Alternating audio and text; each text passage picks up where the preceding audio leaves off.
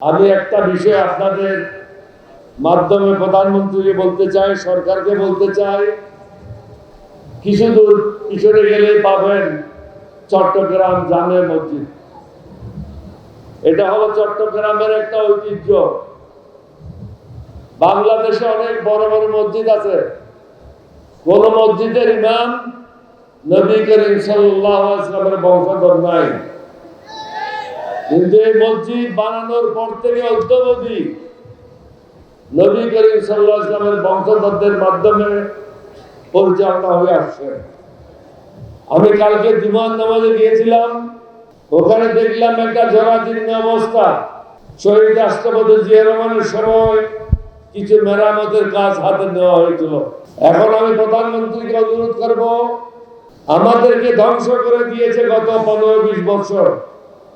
আমাদের মধ্যে নাই নীতি, না নৈতিকতা, না সুশাসন, এবং মানবতার বিরুদ্ধে আমরা সদা সর্বদা কাজ করে যাচ্ছি। মুসলমানদের শিক্ষা দেয় মসজিদ এবং মাদ্রাসার মাধ্যমে। সুতরাং এই জামিয়া মসজিদকে সুন্দরভাবে মেরামত এবং পুনর্নির্মাণের জন্য আমি এই সবার পক্ষ থেকে দাবি জানাচ্ছি। আপনারা কি এটা একমত আছেন? একটু সবাই হাত তুলে দেখেন না।